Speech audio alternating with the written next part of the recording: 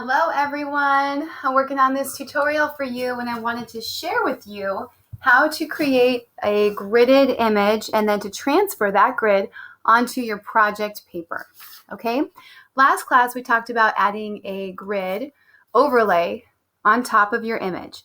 I hope that your grid is a 1-inch grid, as it is probably the easiest way to go about breaking down your pictures. Okay, because we're working on large paper that's about 18 by 24, I would like you guys to double your images. Some images might be too large, like this picture right here. When I double the proportions, I end up with 16 by 21 and a half, which is it's a pretty large picture. I'll show you what I mean in a minute. But if you find that your doubled image does not fit on your paper, then I would like you to enlarge your image by 1.5, okay? That's a little bit of math, but don't worry. I'm sure that you can figure it out. You just have to multiply 1.5 times your dimensions across and your dimensions down, okay? So when I did the math, my picture ends up being 16 inches by 21.5 inches. Now, I would like you to do this in pencil.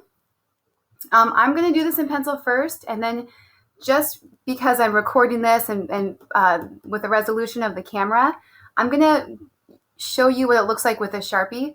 Please don't use a Sharpie on yours yet.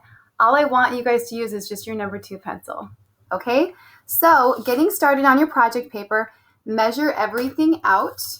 I know that the length that I want mine to go across is 16 inches. So that's that. And then when I go across it, again, please, oh my gosh, please use your pencil. Don't use a Sharpie like me. It's like, do what I say, but not as I do. This is just for instructional purposes. Okay, that's 16. Oh, you can't even see that. Can you? There it is. Okay, now, when I measure it down, my double dimensions are 21.5 inches. So that means when I go down my paper and I measure it out, I need to create a box that's 16 by 21.5. Again, I am only using a Sharpie because I want to show you with the camera. Please, please use your pencil. Okay, so going down here and measuring it out. Make sure that your lines are really straight. If they're not straight, fix them. Mine's a tiny bit off, but I'm going to fix it so that it's not going to affect my picture. Okay? And then I'll go through and double check my measurements. If you guys don't have a ruler at home, then you should use, let's see, you can use a tape measure if you have something in like your garage. If there's a sewing kit at home, sometimes there's a soft tape measure that you use for clothing, that kind of thing. Okay, and if you don't have a straight edge large enough, remember you can take a piece of paper or something larger and use that to help you with your lines. Okay, so let me double check my length right here, 18. Good. Okay, so now that's 21.5. Now that I have my dimensions, which are doubled, they're 16 by 21.5, double this, I need to put the grid on top of my project paper. Please, again, do this in pencil only, and do it really, really lightly, okay? I'm going to pause this real quick to show you maybe like a time-lapse video, okay?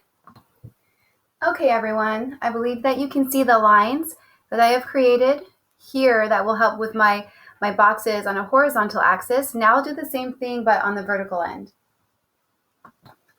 Okay, here we go. You can see that I have enlarged my grid on my project paper and that the number of squares that run across the top are 8. So you see 1, 2, 3, 4, 5, 6, 7, 8. Again, I got 1, 2, 3, 4, 5, 6, 7, 8. And then when I look down, rather than labeling with numbers, I just use letters because it tends to be a little bit easier for me. You guys can label as you see fit, but I've got A, B, C, D, E, F, G, H-I-J-K, and K is a little bit of like a half, okay? And then here I have A, B, C, D, E, F, G, H, I, J, K. But again, K is a little half. So it's down here. I think you can see it on my screen. Okay, here's the deal. Should you be doing this in Sharpie? No, don't even think about it. Just use a pencil, okay? And when you draw your grid on your project paper, please do it ever so lightly, just enough so that it helps you navigate your artwork. Because we have to erase this grid when we're done. And if you can see the grid on your finished project because it was drawn with too much pressure with your pencil, it takes away from the quality of your work. And you want your work to be, solid and legit. Okay, so here's the deal. Here's your next step. After you have your grid drawn on your project paper and after you have your picture ready to go, you can get started. Figure out what's the easiest section. Like I look at this picture and even though I only have two values, a white and a black, it's incredibly complex throughout this part. Like I know that this is going to take me at least 2 hours just to draw. And I know that her glove is really complicated and parts of her hair are complicated. But the parts that I look here on the picture that seem easier to me, right here on her wrist, right here, maybe on her hairline or the bottom of her chin. So for me as an artist, when I look at a good starting point, I'm going to look in this H section, row 1, or column 1, row H. And then the trick is look to see where and how that shape fits in to that section. Sometimes I tell students, just take your paper and just fold it like this, okay? Sometimes I tell them to do that. Sometimes I tell students to create a viewfinder. So if folding the paper isn't helping and it's hard for you to deal with that, you can in fact take another piece of paper, cut a hole in it so that it's a 1-inch hole, and then you can lay it on top of your original picture and then just go section by section. And it really helps you to break down what that looks like and how it fits in. This is going to be really hard, but once you start getting it going, I think you guys will realize that you'll get into the flow.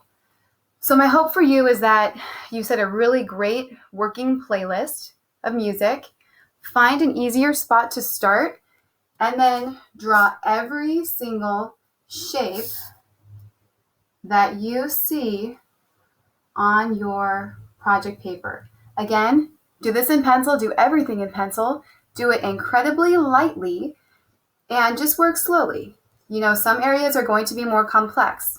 Perhaps you wait till the very end to do that. Or if you want to take the challenge and do it because you have to do it, then, get it over with. And if some parts are really hard, like for the hair on this picture, I may have to generalize it just a little bit.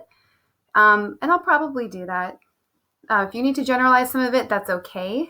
But remember, it's really important to have nice, accurate lines and shapes for this project. I wish you luck. I know you're going to do great. Take your time. If you make a mistake, remember, it's in pencil, so at least you can erase it. And if you can't, you can always flip your paper over and try again on the back side of your paper. Okay? Let's do this. You got this, guys.